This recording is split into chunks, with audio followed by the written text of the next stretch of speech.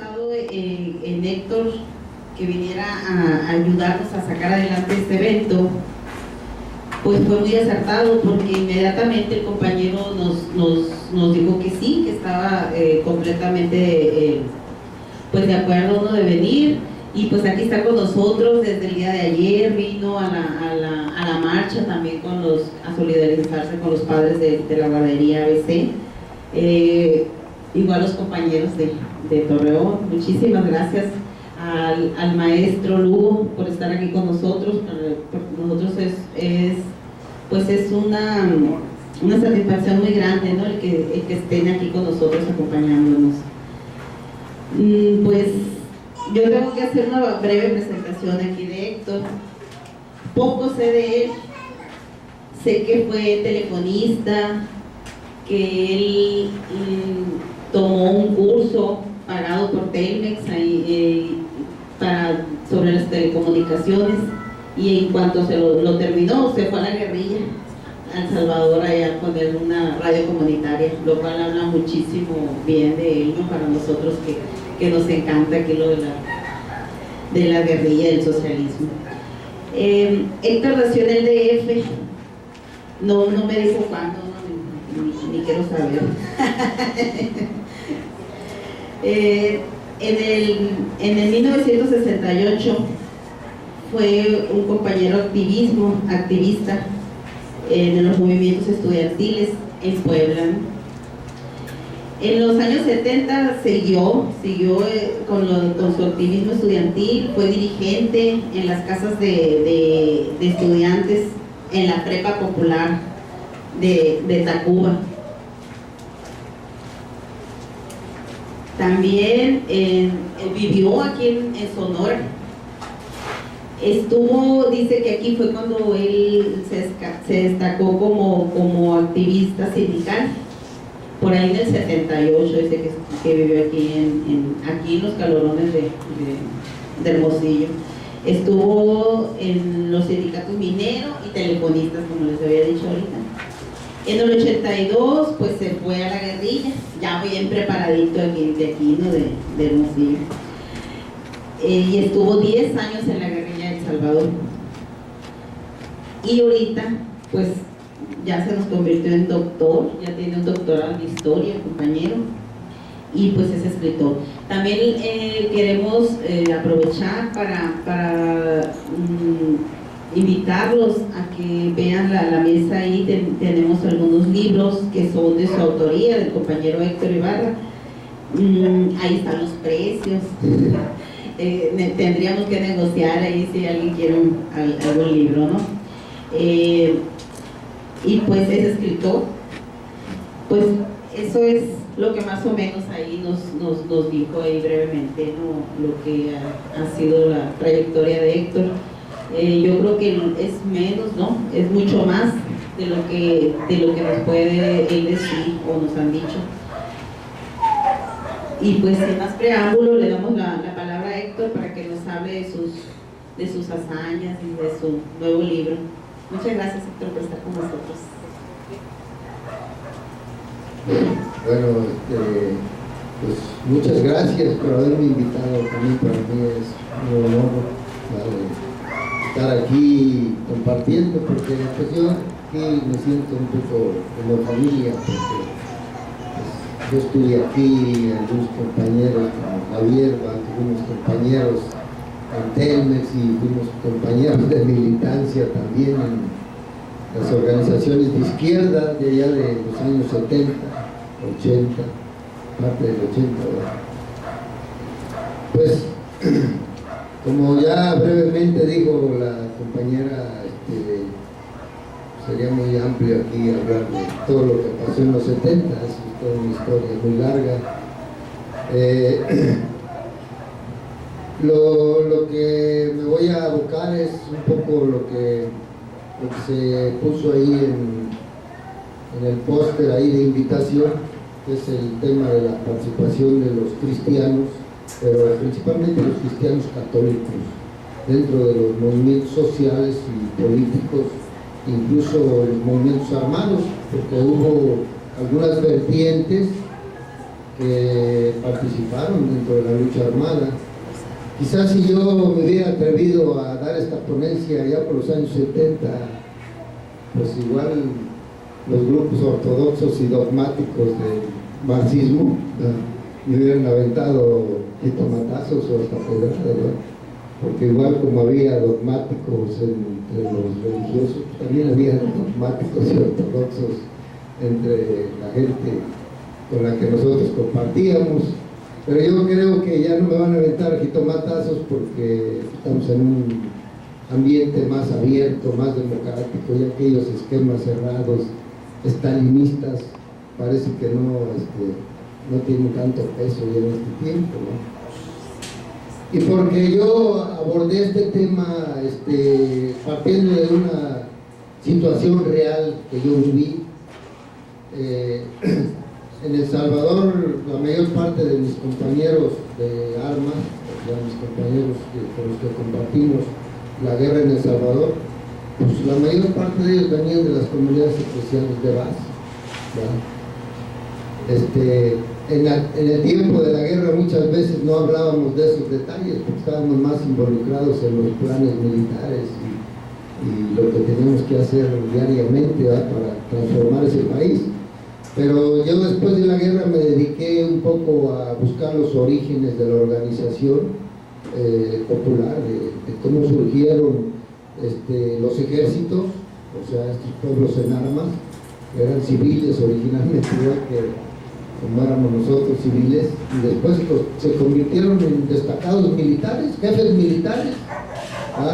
Había compañeros que llegaron a ser, o sea, tener altos grados de jefatura militar, que incluso habían sido catequistas, ¿verdad?, de las comunidades eclesiales de base. Y bueno, hubo sacerdotes que también se integraron al proceso revolucionario, o sea, algunos acompañando la revolución y otros incluso incorporándose a las unidades militares, que tenían esa decisión.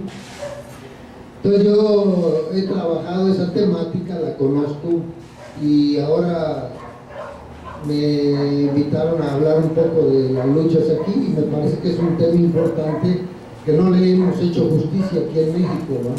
Como que todavía pensamos que la revolución fue un nicho exclusivo, reservado nada más para los que éramos marxistas, pero hubo cristianos que estuvieron involucrados en el proceso revolucionario.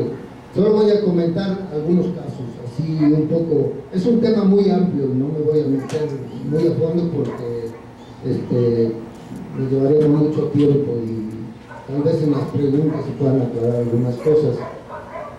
Pero aquí, por ejemplo, en México, bueno, no me voy a ir muy atrás, tan solo los zapatistas siempre andaban con su imagen de la Virgen de Guadalupe en sus sombreros aquí, para dar una idea de lo fuerte que era el sentimiento de la religiosidad de la gente dentro de las revoluciones, ¿verdad? Y por ejemplo, ya en la guerrilla, en el periodo de la guerrilla de los años 70, bueno, viene de los 60, pero digamos, voy a un poco abordar más lo de los 70, hay un caso simbólico, ¿verdad?, de cristianos que se incorporaron a la revolución, incluso uno de sus dirigentes más destacados de la Liga Comunista del 23 de septiembre,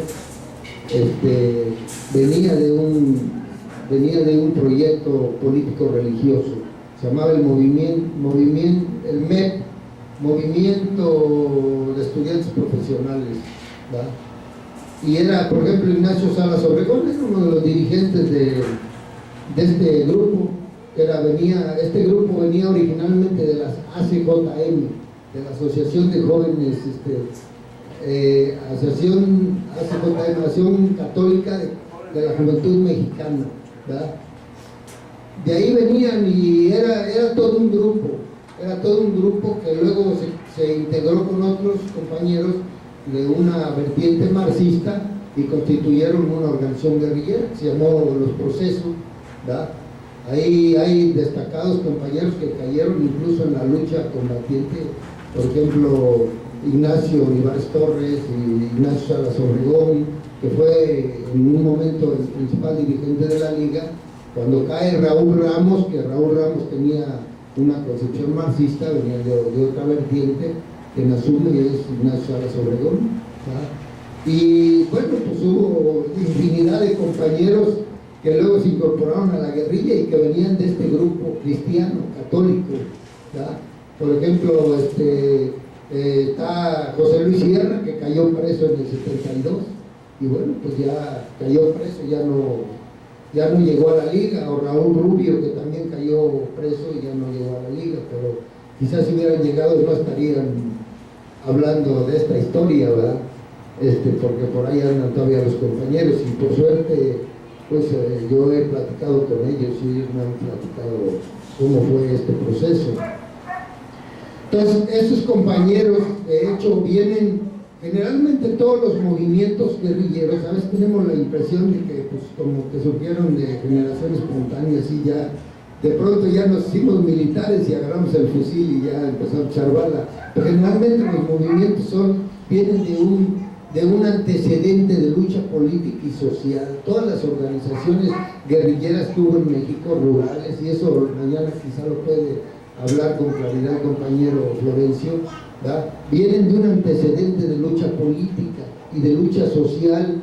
Así fue el caso de los compañeros del cuartel, del ataque al cuartel Madera. Pues ellos venían de la UCEM, que era una organización campesina de la Sierra Madre Occidental, pues de Chihuahua principalmente, pero una organización mucho más amplia, ¿verdad? Por ejemplo, en el caso de la guerrilla de Guerrero, bueno, pues Genaro Vázquez, antes de hacer la guerrilla, lo que fue la Asociación Cívica Nacional Revolucionaria, fue un dirigente de masas, muy importante, muy destacado en el estado de Guerrero, un dirigente estatal, ¿verdad? Que llegó a desarrollar movimientos tan fuertes que incluso lograron el derrocamiento de un gobernador. Pues son cosas que no se han profundizado, que no se hablan mucho. Lo mismo en el caso de esos compañeros que son del MEP, ¿verdad? Ellos antes de incorporarse a la guerrilla traían antecedentes de una lucha estudiantil. Ellos fueron los primeros que hicieron una huelga en el Tecnológico de Monterrey, los primeros y los últimos, porque no volvió a haber nunca más una huelga en el Tecnológico de Monterrey, y ellos pararon el Tecnológico de Monterrey, y ellos venían de esa vertiente cristiana que yo les menciono. Después se fueron a meter a Nezahualcóyotl, no era una organización exclusivamente de Monterrey, se fueron a meter a Nezahualcóyotl y ahí tenían trabajo a través de los grupos de los jesuitas, porque ahí había un grupo de jesuitas muy progresistas, ¿verdad? Por ejemplo, Javier de Obeso, que fue uno de los mentores de todos estos compañeros, ¿verdad? Un francés, ¿verdad? Alex Morel, y también otro francés que era también jesuita, y que ellos son los que abrieron el trabajo en Nezahualcóyotl, y ahí estuvieron Ignacio Salas Obregón, José Luis Sierra, varios, un compañero Martín, que ahorita no recuerdo el nombre, que todos ellos venían de esta vertiente cristiana, ¿verdad? Que después se integraron a la guerrilla y se fusionaron con otro grupo de Monterrey y constituyeron el grupo Proceso. Y ese núcleo de Proceso es el que funda la Liga Comunista 23 de septiembre, ¿verdad? Entonces doy este referente para que se vea la importancia de estos grupos. Otro caso, bueno, pues las comunidades eclesiales de base de Morelos, o sea, quien tuvo, digamos, ahí esa, ¿cómo diré?, esa valentía, esa decisión de constituir todos esos grupos, pues fue don Sergio Méndez Arceo, ¿verdad? Que fue un hombre de ideas de avanzada, o sea, revolucionario, ¿verdad? Creyente, porque era un hombre profundamente espiritual, ¿verdad? Que creía profundamente en su religión, pero profundamente revolucionario, porque yo me acuerdo en los 70 en Puebla, lo invitaron los estudiantes del Carolino cuando estaba el movimiento de la reforma universitaria, ¿verdad? Hubo un movimiento en los 70, yo apenas en ese tiempo estaba yo saliendo para México, lo invitaron a Méndez Arceo, ¿verdad? Y llegó una manifestación de mochos, como decíamos en aquel tiempo, ¿verdad? A rechazarlo porque lo consideraban el obispo rojo, pues como fue tanta la gente que asistió al Carolino, que estaba en la lucha con este sector medio facho, que era ¿cómo le llamaban? Los fugas, ¿verdad? Frente Universitario Anticomunista, ¿verdad? que llegaron a querer impedir el evento, y lo hicieron en la calle, porque era tanta la gente que en el auditorio no cabían. Y ahí estuvo Méndez Arceo dando una conferencia sobre la teología de la liberación, sobre los cambios que se estaban dando en la Iglesia Católica durante el periodo de lo que fue Juan XXIII y Pablo VI, ¿verdad? También fue un intermediario en algunos de los secuestros que se hicieron en Guerrero, no sé, con Genaro Vázquez, ¿verdad? Le dio alojamiento a algunos dirigentes perseguidos, como por ejemplo Pancho de la Cruz, estuvo ahí con él asistido, ¿verdad? O sea, dándole protección porque había orden de aprehensión contra Pancho de la Cruz. También estuvieron presentes en las colonias proletarias, por ejemplo en la Rubén Jaramillo, ahí estuvieron. A Nezahualcóyotl, yo estaba hablando hace poco con una monja que era de las asistentes de Méndez Arceo, ya es una señora grande, de más de 80 años, amiga mía. Y yo le preguntaba, bueno, ¿y ustedes dónde hicieron trabajo? Llegamos a Nezahualcóyotl en 1973, me dice. Le digo, ¿y no conoció a los compas de la liga que luego se entraron? Sí, nos hablaron de ellos, dice, pero ahí estuvimos nosotros con los jesuitas, dice, en una comuna que le decían La Cucaracha, ¿verdad? Tenían una comuna que le decían La Cucaracha y la dirigían los jesuitas, ¿verdad? Y ellos se dedicaron, después de que los compañeros cayeron presos y algunos se fueron a la guerrilla y otros se fueron a la clandestinidad, ¿verdad? Pues ellos continuaron el trabajo ahí comunal, los jesuitas y las religiosas, ¿verdad? Entonces yo doy estos antecedentes para que se sepa, o sea, para entrar un poco más en detalle. O el caso del proceso chapaneco, ¿verdad? El caso de los zapatistas. Cualquiera puede decir que de repente llegó su comandante Marcos y todo el mundo se organizó en torno a los zapatistas. No es así, ¿verdad? La organización en Chiapas se inicia principalmente en las comunidades eclesiales de base, que bueno, no se llamaban así, ¿verdad? Se les llamaban tuneles, que quería decir servidores. O sea, las organizaciones de los túneles, o sea, eran como las comunidades eclesiales de base, que las inicias son pues todos los religiosos y religiosas, ¿verdad? De la diócesis de San Cristóbal de las Casas. ¿Quién las dirige? Pues don Samuel Ruiz, ¿verdad? Esto empezó en el 70, en el 73, en 1973 más bien en 1974 es un año muy importante para el movimiento de Chiapas y para el zapatismo. ¿Por qué? Porque se daban varios hechos que después dieron pauta que se creara el Ejército Zapatista de Liberación Nacional. ¿Por qué? En 1974, por ejemplo, se convoca el Congreso Nacional Indígena, y que quien es uno de los promotores más importantes es don Samuel Ruiz, ¿verdad? ¿Por qué? Pues porque la organización de los indígenas en su primer periodo estaba ligado a la iglesia católica, ¿verdad? Bueno, les puedo decir, por ejemplo, en Ocosingo estaba un sacerdote norteamericano, dominico, que tenía un apellido así medio raro, Flower, algo así, ¿verdad? Que era el que dirigía, por ejemplo, esa parte de Ocosingo, ¿verdad? Acá para el lado de Bachajón estaban los jesuitas, ¿verdad? Con Mardonio Morales, que era el que dirigía todo ese trabajo entre los jesuitas, ¿verdad? Había otro montón de gente ligada a lo religioso, Gonzalo Itoarte, Javier Vargas, que todos ellos eran laicos, pero eran laicos ligados a la diócesis de San Cristóbal de las Casas, ¿verdad? ¿Quién es el que le abrió la puerta a los primeros grupos de izquierda que llegaron con el planteamiento político y luego con el planteamiento armado? Pues don Samuel Ruiz, ¿verdad? Porque sucede que en el 74 los primeros que llegan son los del PROCUP, ¿verdad?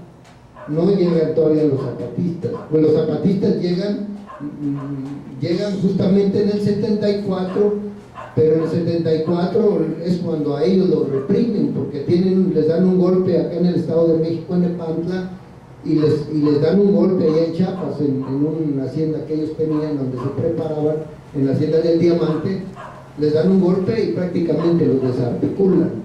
Entonces quienes inician el trabajo dentro de las comunidades, pues son los compas que eran de lo que era el PROCUP, ¿verdad? Que crean esta organización que le llaman PIC, ¿verdad?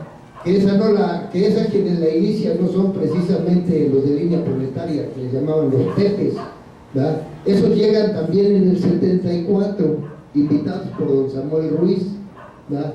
¿Por qué? Pues porque había un sacerdote acá en San Pedro de las Colonias, ¿verdad? Que hubo allá unas tomas de tierra, Batarse, un padre Batarse, que fue el que los conectó con el padre Samuel Ruiz y que les dijo, pues ayuden, elaboren para que crezca el trabajo, la organización. Y este grupo de línea proletaria que dirigía Adolfo Uribe, que hoy es un hombre que pues, está más bien ligado a las estructuras del Estado, ¿verdad? Es el que inicia el trabajo. Ellos se meten a trabajar y luego se unifican con una parte de esta gente del PROCUP, que esta gente del PROCUP se sale del PROCUP y se integran con los de línea proletaria, ¿verdad? Ellos son los que inician el trabajo. ARIC, que surge allá después por el 77, 78, por allá, ¿verdad? Quien la crea es esta gente de línea proletaria, que le llamaban el Grupo Torreón. Los compañeros deben de saber un poco de eso. El Grupo Torreón le llamaban porque ahí anduvieron ellos haciendo organización, aquí en Coahuila, en la zona de la Laguna, ¿verdad? Con ese Araujo, ¿cómo se llamaba? Víctor Hugo Araujo, ¿verdad? Incluso Salinas, ahí anduvo por ahí Raúl Salinas fue, sí, fue simpatizante o fue parte de esa estructura, Raúl Salinas, ¿verdad? Yo me acuerdo de los compas de línea proletaria porque ahí los tuvimos en Nacosari, ahí llegaron, ¿verdad? El problema es que ellos siempre tuvieron un pie en el movimiento de izquierda y otro pie en el Estado, porque para empezar Adolfo Uribe pues era hijo de fue hijo de un secretario de Estado, ¿verdad? Que fue secretario de Estado en tiempos de Miguel Alemán. Entonces él traía un poco como la vena así del PRI, ¿verdad? Pero pues ellos se hicieron a esa corriente. Entonces ellos llegaron a Chiapas, ¿verdad? Igual como después llegaron los zapatistas, porque los zapatistas ya estaban ahí también a través del Frente de Liberación Nacional desde el 74, llegaron, pero ellos, cuando ellos llegan, les dan un golpe, a ellos les desarticulan el trabajo, ¿verdad? Y se mantienen, todos estos grupos se mantienen. Después ya en los 80 todo esto se dividen, ¿verdad? Se da un proceso ahí de decantación, ¿verdad? Incluso la iglesia también se da un proceso de decantación dentro de las comunidades, porque el grupo de Ocosingo que dirigía por ejemplo este grupo de sacerdotes se aparta, donde está ya Gonzalo Ituarte, que es el que dirige, porque ya el gringo ya lo habían expulsado del país, ¿verdad? Los jesuitas también se apartan, ¿verdad? Los jesuitas dicen que ellos no van en la cosa armada, no van en la lucha violenta, que ellos van en la lucha de los proyectos económicos. Entonces se alían con esta gente del Grupo Torreón, ¿verdad? Y se apartan, por ejemplo, de la línea de don Samuel Ruiz. También los jesuitas se apartan, ¿verdad? Y luego se dan divisiones. Por ejemplo, esta gente de ARIC también se divide, y una parte empieza a trabajar con lo que después fueron los zapatistas y otra parte se queda con ARIC, ¿verdad? Entonces es un proceso un poco complejo. Lo que yo quiero es darles a entender que no es como decían los liberales del siglo XIX, ¿verdad? Ellos decían que hay un campo político que es exclusivamente de los políticos, ¿verdad? Y que hay un campo religioso que es exclusivamente de los religiosos. No es cierto, eso no es así, ¿verdad? Hay un campo político religioso. ¿Por qué? Pues porque la gente, dentro de sus creencias, ¿verdad? Yo les puedo decir que en los años 70, ¿verdad? En los años 70, era tal la influencia del aspecto religioso que la mitad de los católicos del mundo estaban en América Latina. La mitad de los católicos del mundo estaban aquí en América Latina. Por eso cuando vienen todas esas reformas que promueve Juan 23, donde tiene mayor peso y mayor repercusión esas reformas, es en América Latina, ¿verdad? Porque es justamente aquí donde se crea la teología de la liberación, que son todos estos religiosos y todos estos laicos, ¿verdad? Que empiezan a ver que en estos países, pues son países plagados de injusticias, plagados de miseria, plagados de atraso, ¿verdad?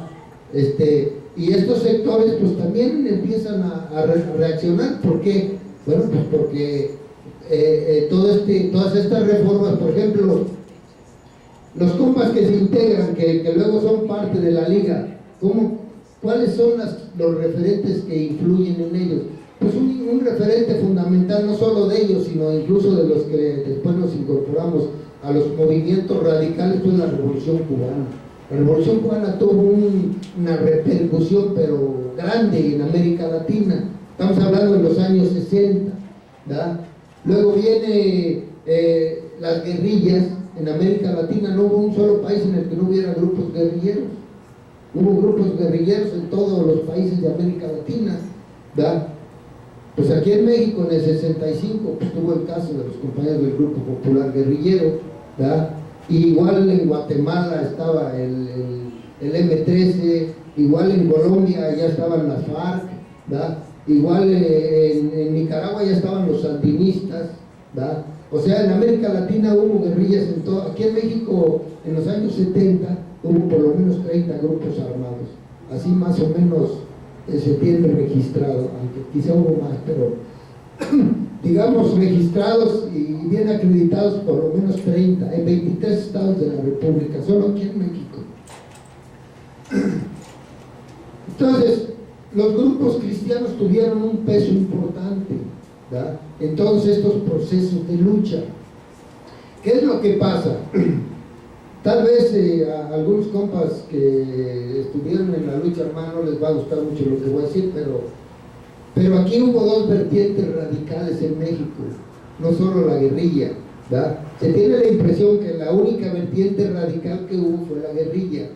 Pues sí, porque fue la que decidió después de las masacres del 68 y la masacre del 71, fue la que decidió irse de un solo a la guerrilla, a agarrar las armas.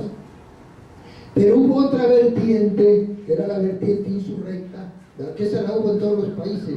En El Salvador la hubo también, ¿verdad? Hubo una vertiente guerrillera y otra vertiente insurreccional. Aquí también la hubo. Esta vertiente que viene, que se radicalizó también, ¿qué fue lo que dijo? Bueno, pues no vamos a la lucha armada, no están dadas las condiciones. Era otra concepción.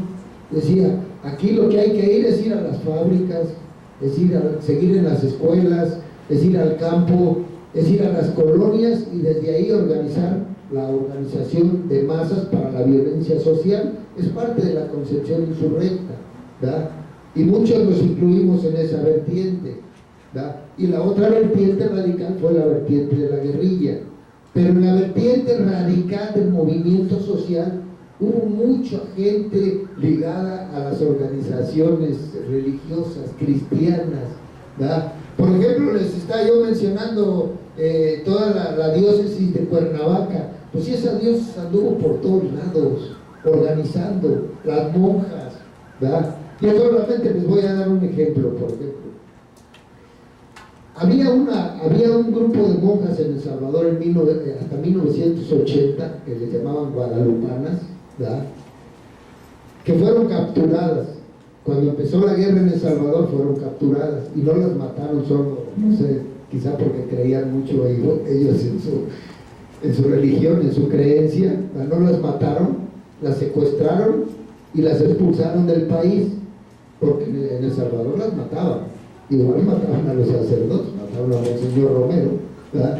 Y estas compañeras, por ejemplo, vinieron a constituir aquí el Comité de Solidaridad para Centroamérica, Beatriz Velázquez era la monja, una monja guadalupana, es la que constituyó, por ejemplo, el Comité Monseñor Romero aquí en México, que hoy todavía existen.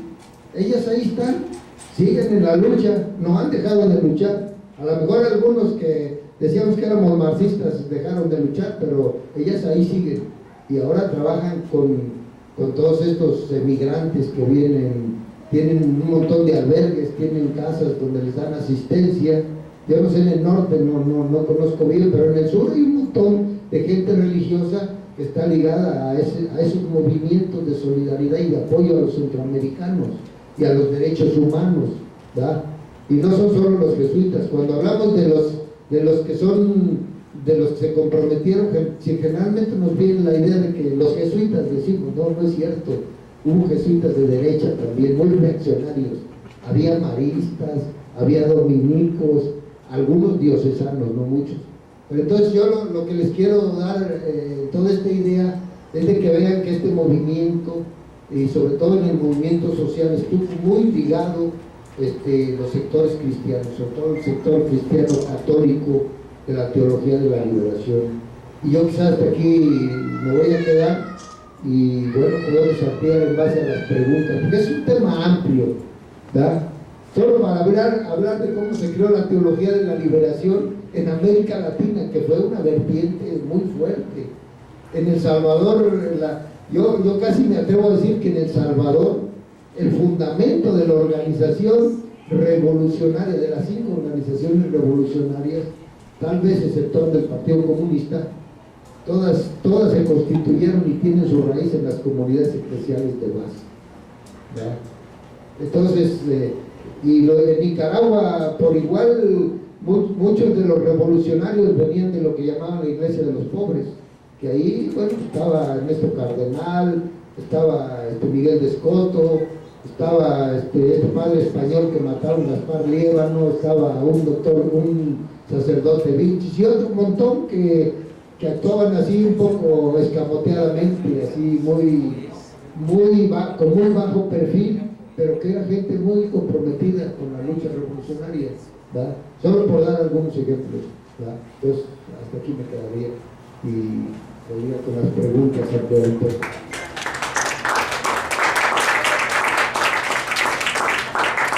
Menciona ARIC.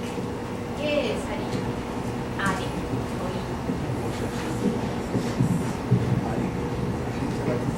ARIC. ARIC es, voy a ver si me acuerdo bien del significado de las siglas. Creo que es ARIC, asociación de algo de intereses colectivos. Sí, pero ARIC, les voy a decir más o menos así de manera muy rápida, ¿verdad? Se constituye como cooperativas en Chiapas, son cooperativas locales que se constituyen, ¿verdad? Primero se constituyeron en Las Cañadas, ¿verdad? No se llamaban ARIC, se llamaba Unión de Uniones, ¿verdad? Unión de Uniones, y se constituyeron en Las Cañadas, y luego constituyeron Quiptic, que era como la unión de todas las uniones que hubo en varias regiones de Chiapas, ¿verdad? Era una organización muy fuerte. Yo les voy a decir que más de la mitad de los zapatistas eran de ARIC. Originalmente más de la mitad de los zapatistas venían de ARIC. Y ARIC tampoco es cierto que la constituyeron solo los pepes, la constituyó parte de la gente que venía de Procú, que luego esta gente, como había una vertiente maoísta, se alió con ARIC y se fueron con ARIC, que estaba un Héctor Zamudio, unos compañeros militantes de Chapingo. Fueron los de Chapingo los que fueron a organizar todo esto. El Quiptic lo organizaron ellos prácticamente. Héctor Zamudio fue el primero, era de Unión del Pueblo.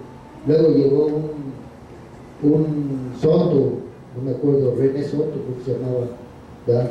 Y otro por ahí, Javier Soto, y un Raúl Gómez. Son de Chapingo, son ellos los que crearon este proyecto de ARIC, con anuencia y con el apoyo de don Samuel Ruiz, ¿verdad? Entonces, ARIC es algo así como asociación de, la R no me acuerdo qué es, pero es de intereses colectivos, rural de intereses colectivos. Pero eso se creó en el 82, cuando crean la cooperativa de crédito, que eso fue la causa de la división. Cuando empezó a haber billete, ellos se pelearon entre ellos y se crearon dos grupos ahí, el que hoy dirige Beto Anaya todavía, que le llamaban ellos los socialdemócratas, ¿ya? Y el grupo que dirigía Adolfo Uribe, que era este grupo pues más de derecha, ¿ya? Parece que ahora están un poco juntos ahí en el PT, pero en ese tiempo se dividieron. Así es la historia de complicada.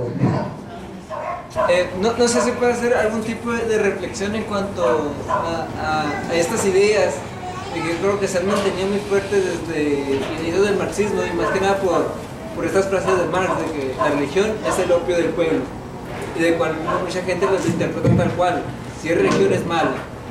Parece que queda todavía muy rígido esta cosa que si es religión es malo porque es opresión. No sé si puede ser un tipo de reflexión. Bueno, igual que la iglesia tiene sus dogmas, hay sus mitos, pues también los marxistas tienen sus dogmas y sus mitos. O sea, esas son cosas que tenemos que empezar a revisar, ¿va? Porque esta visión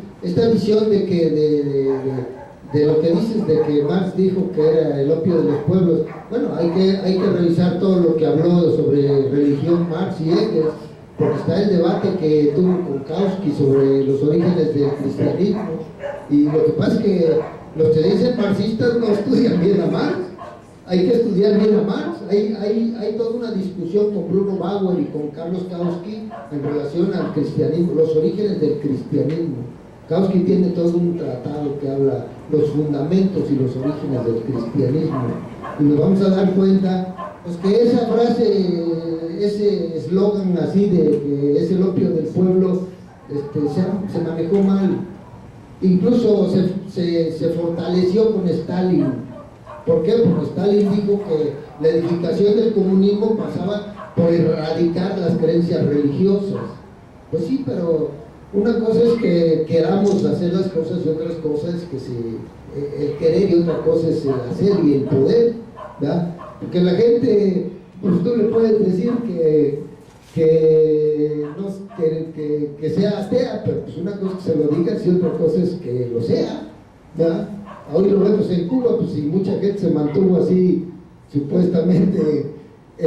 Uno de los estatutos del Partido Comunista pues era que no se podía ser religioso. Sin embargo, la gente siguió creyendo. Hay un montón de santeros, mucha gente que estaba en la santería, ¿verdad? Y en Rusia debe haber sido lo mismo, ¿verdad? La gente no abandona sus creencias.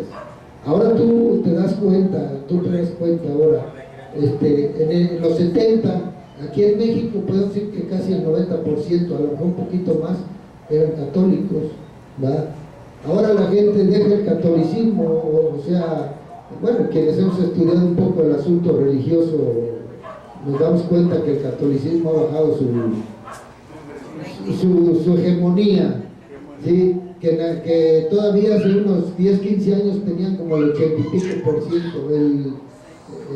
Ahora podemos decir que andan por el 80%, ¿va? ¿Por qué? Porque la gente se sale del catolicismo pero inmigra a otras religiones, a veces más enajenantes, porque hay religiones pues que sí que te plantean el reino de Dios, pero el reino de Dios es saber dónde, o sea, fuera de este mundo, ¿va? Y por lo menos los católicos de la teología de la liberación te hablan del reino de Dios en la tierra, o sea, el cristianismo verdadero, el que tiene sus orígenes en la iglesia primitiva de Jesús y en las primeras comunidades cristianas. Ese es el fundamento de los cristianos. Entonces, en el caso de lo que tú dices, esa es una contradicción que la alimentaron tanto la iglesia en el periodo de Pío XII, porque Pío XII era un tipo conservador, ultraconservador y reaccionario, que tuvo mucho que ver incluso en el Holocausto, fue cómplice del fascismo y del nazismo, Pío XII, ¿verdad? Y por otro lado Stalin alimentó esta contradicción diciendo que no se podía trabajar con los cristianos ni con ninguna religión, porque eso era, pues no, O sea, no cabían, pues, ¿verdad? Mucha gente lo que hizo fue mimetizarse nada más, retractarse para que en el partido no los marginara o les pasara algo, ¿verdad? Acuérdate que Stalin mandó casi 5 millones de gente a los gulags. No sé, ¿verdad? ¿Qué más que Y es que en otros países de Latinoamérica hubo varios grupos guerrilleros, incluso dentro del mismo país, pero no hubo el mismo número que en México. ¿Y por qué? Porque esos grupos eran más consolidados, más grandes que los que hubo aquí. Aquí hubo varios, pero reducidos, no tenían un campo de acción muy amplio. ¿Por qué será?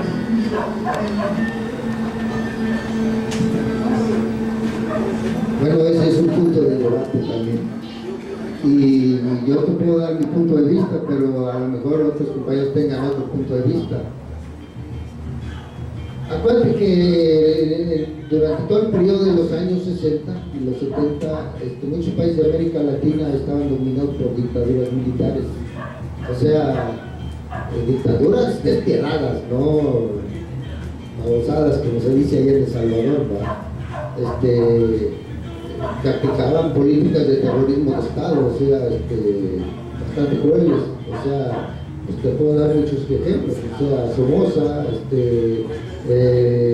todas las dictaduras militares, el desfile de dictadores que hubo en El Salvador, porque ahí se relevaba una dictadura a otra dictadura, bien con golpes de Estado o bien haciendo fraudes electorales, pero eran dictaduras militares, eran los militares gobernando, ¿verdad? Igual estaba ya un montón de dictaduras que la mayor parte de estas dictaduras los Estados Unidos o sea, de alguna manera las apoyaban o las toleraban, aunque decían que ellos eran los alarinos de la democracia, siempre las toleraron. Estaba Stroessner, estaba Duvalier, estaba el mismo Batista antes de la Revolución Cubana. No invadieron Guatemala en 1954 y derrotaron a Jacobo Arbenz, que era un gobernante con una visión nacionalista, pues democrática. O sea, quiso impulsar reformas, le dieron golpe de Estado y lo invadieron, porque eso fue producto de una invasión y luego vino el golpe de Estado. Y entonces suben nuevamente los dictadores. O sea, es un fenómeno que quiere un poco analizarlo en su contexto, ¿verdad? Porque en todos estos países, luego vienen las dictaduras militares de América del Sur, ¿verdad? Después por ejemplo, del derrocamiento de Allende, pues viene un periodo de derrocamiento de gobiernos y viene otra vez las dictaduras militares en América del Sur, ¿verdad? México era un país gobernado por este escritor le llamó la dictadura perfecta, pero era un gobierno civil autoritario, el PRI, ¿verdad? Ahora, hay que tomar en cuenta una cosa: México tuvo una revolución donde se consolidó el modelo liberal capitalista. En 1920, de alguna manera, en México hubo una revolución y luego vinieron reformas. Que no nos guste cómo fueron es otra cosa, pero de que hubo reformas. Se consolidó el modelo liberal con la reforma agraria, con la reforma del artículo 123, hubo una serie de reformas, ¿verdad? Todo este modelo desarrollista.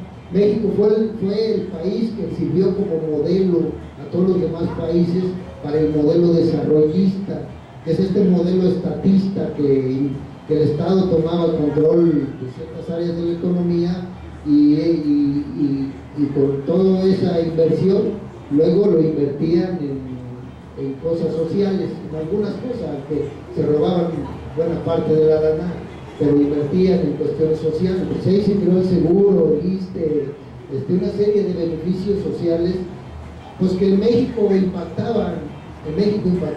Esto no hubo en otros países, y en Centroamérica no hubo. Ahí lo que habían eran dictaduras despiadadas y corruptas. Acuérdense que Somoza la revolución empezó y la guerrilla se fortaleció en Nicaragua cuando el terremoto de 1972, que Somoza se robó todos los apoyos internacionales que llegaron después del terremoto, y toda la tierra donde las casas que se destruyeron se las agenció. Acuérdense, o sea, eso existía y México tenía otra realidad. Pues sí, la guerrilla aquí no tuvo el impacto que tuvo en Centroamérica, ¿verdad? ¿Por qué? Pues porque allá la guerrilla llegó y la gente como que decía, pues si ya lo estábamos esperando, ¿verdad? Como quien dice, puta, muchos se tardaron, ¿verdad? Muchos se tardaron para venir, la gente estaba ya puesta porque la gente ya estaba organizada, ¿verdad? No es cierto que llegó la guerrilla y se empezó a organizar, no, la gente ya estaba organizada. Mucha gente estaba organizada en las comunidades eclesiales de base, otros estaban organizados en los gremios cristianos, FECAS, por ejemplo, Federación Católica Campesina de Salvadoreños, era una organización poderosa, fuerte, campesina, ¿verdad? La democracia cristiana. Acuérdate que, bueno, no sé si tú lo sepas, podría que lo revisaras, pero en El Salvador las dos elecciones de fraude electoral ganó la oposición, que se llamaba la UNO, en 1972 y en 1977, y quien encabezó esa oposición era la democracia cristiana. La gente ya estaba organizada. Cuando llega la guerrilla, pues lo que hace la guerrilla es empezar a recoger, igual lo que hicieron los zapatistas. Los zapatistas solo llegaron a recoger porque la gente, eso era lo que quería, ¿verdad? La gente ya estaba puesta, o sea, las condiciones extremas a las que llevaron a la gente y sostenibles, intolerables, hizo que la gente se incorporara rápidamente. Eso no pasó aquí en México. Yo les voy a decir una cosa, en El Salvador, por ejemplo, incluso en Chiapas, esto pasó en Chiapas, cuando la guerrilla llega, la gente no se organiza por células, ¿verdad? Eso fue el esquema que usamos nosotros aquí en los 70, que creábamos células aquí, células allá, dispersas, ¿no? Allá se organizan por pueblos. Allá los indígenas, por ejemplo, en Chiapas se reúnen, toda la comunidad, y deciden si se van a la guerra o no se van a la guerra, ¿verdad? Porque así funcionan los pueblos indios. Así ahí todo el pueblo decide si va o no va, ¿me entienden? Y en El Salvador eso pasó.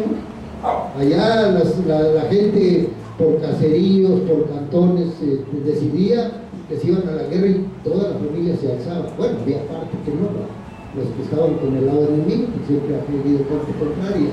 En las mismas familias hubo gente que se pasó al enemigo. Pero generalmente se fue un fenómeno, eso no se dio aquí en México. Bueno, no sé, en el campo, tal vez yo no conocí la experiencia de Chihuahua bien, y la de Guerrero un poquito, pero creo que no pasó. En Chiapas sí sucedió, pero no pasó en México.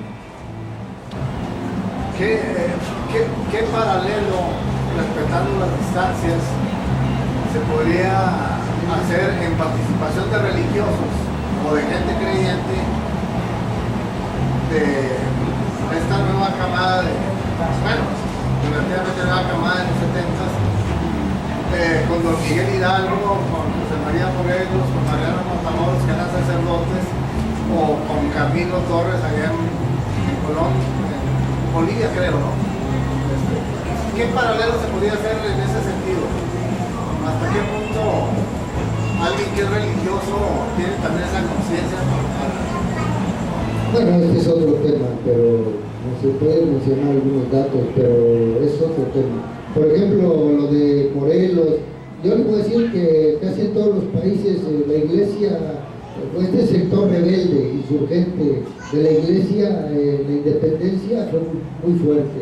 Les voy a decir por qué. Bueno, porque en ese tiempo para estudiar, ¿verdad?, o para ocupar un cargo más o menos que te diera posibilidades de vivir dignamente, pues tenías que ir a los seminarios, o tenías que ir a las escuelas católicas, porque no había más, o te hacías sacerdote, porque el sacerdocio era una forma de poder acceder a la cultura. El que no accedía a los sectores religiosos no accedía a la cultura, se quedaba en el atraso. E incluso hubo muchos sacerdotes que entraron a ser clérigos por esa vía, que a lo mejor no eran tan fervientes creyentes, pero entraron.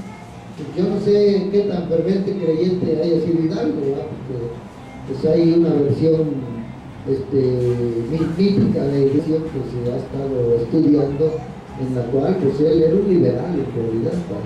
Igual yo puedo decir en El Salvador, pues había un montón de religiosos que se metieron a la independencia, pero es que es otro fenómeno, es diferente, ¿sí? Y bueno, el cura Camilo Torres fue un referente. Después de que se da Concilio Vaticano II, fíjense cómo se dan las cosas, ¿verdad? El que llaman el padre de la teología de liberación, Gustavo Gutiérrez, fue compañero de Camilo Torres en Lovaina. Más o menos son de la generación, ¿verdad? Y Gustavo Gutiérrez fue un gran amigo, por ejemplo, de Camilo Torres, pero Gustavo Gutiérrez era un hombre que iba por el lado pacífico, por el lado de la lucha política. Él nunca estuvo de acuerdo con la lucha armada, pero era de la teología de la liberación, ¿verdad?